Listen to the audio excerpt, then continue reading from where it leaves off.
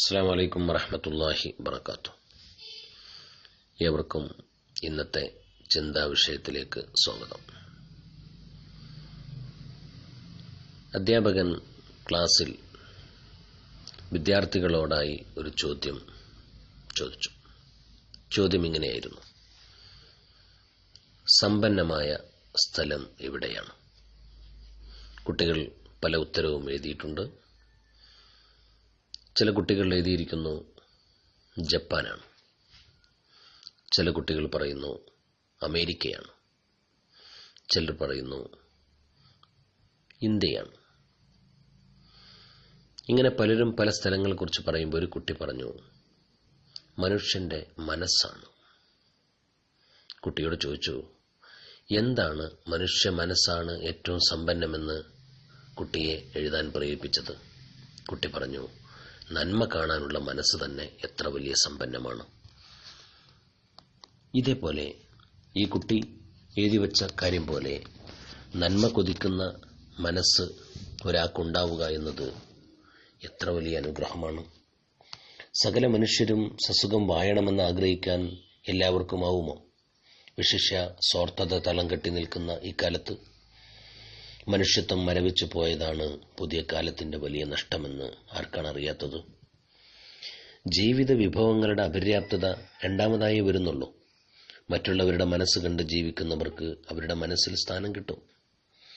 താൻ കാരണമായി ഒരാളും വേദനിക്കരുത്, ഒരു ചെറിയ ബുദ്ധിമുട്ട് പോലും തന്റെ ഭാഗത്തു നിന്ന് ഒരാൾക്കും ഉണ്ടാകരുത് തുടങ്ങിയ ചിന്തകൾ മുളച്ചുയരുന്ന ഹൃദയമുള്ളവരാണ് സമ്പന്നർ.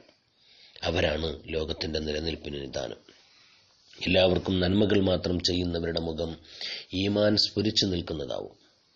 ആ മുഖത്ത് പ്രത്യേക തെളിച്ചം ദർശിക്കാനുമാവും.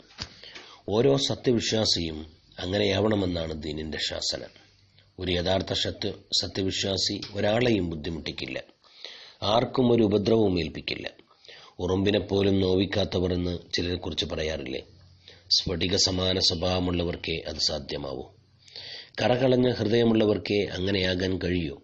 എന്നാൽ അങ്ങനെയാവാനുള്ള പരിശീലനം നേടാനാണ് ഓരോന്നിനും ശ്രമിക്കേണ്ടത്. നന്മയുടെ വഴികൾ വിശാലമാണ്.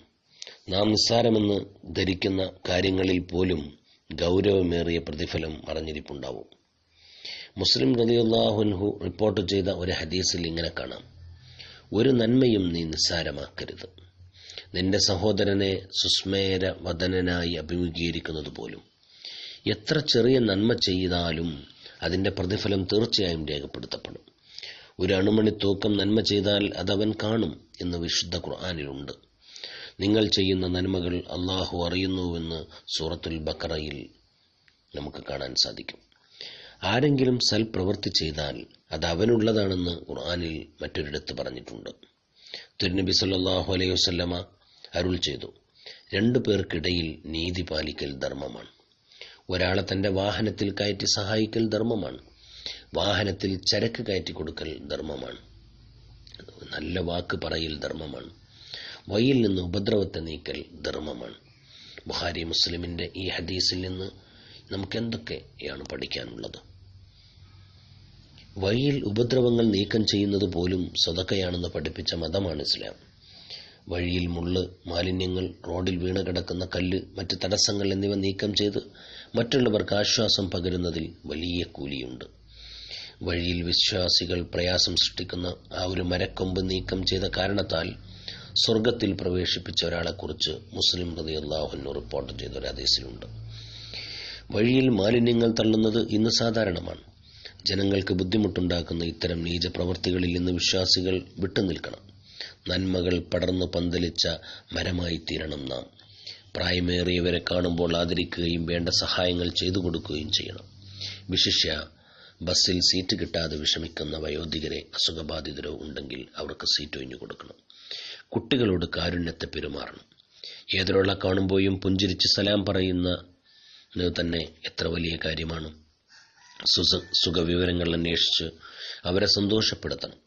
സ്വന്തമായി വാഹനം ഡ്രൈവ് ചെയ്ത് പോകുന്നവർ മറ്റുള്ളവർക്ക് ബുദ്ധിമുട്ടുണ്ടാക്കുന്ന രീതിയിൽ വാഹനം പാർക്ക് ചെയ്യാനോ ഓവർടേക്ക് ചെയ്യുന്നത് തടയാനോ അമിതമായി ഹോൺ മുഴക്കാനോ ശ്രമിക്കരുത്. ഇങ്ങനെ തന്നെ കൊണ്ട് മറ്റുള്ളവർക്ക് യാതൊരു ഉപദ്രവവും ഉണ്ടാവരുതെന്ന് ആഗ്രഹിക്കുന്ന തനിക്കുള്ളത് മറ്റുള്ളവനും ഉണ്ടാകണമെന്ന് ആഗ്രഹിക്കുന്ന, നന്മയുള്ള, മറ്റുള്ളവർക്ക് നന്മ കാംക്ഷിക്കുന്ന, ഗുണകാംക്ഷ കാണിക്കുന്ന മനസ്സുമായി നമുക്ക് മുന്നേറാം. അള്ളാഹു തൗഫീഖ് നൽകട്ടെ. എല്ലാവർക്കും നല്ല ഒരു ദിനം ആശംസിക്കുന്നു. അസ്സലാമു അലൈക്കും വറഹ്മത്തുള്ളാഹി വബറകാതുഹു.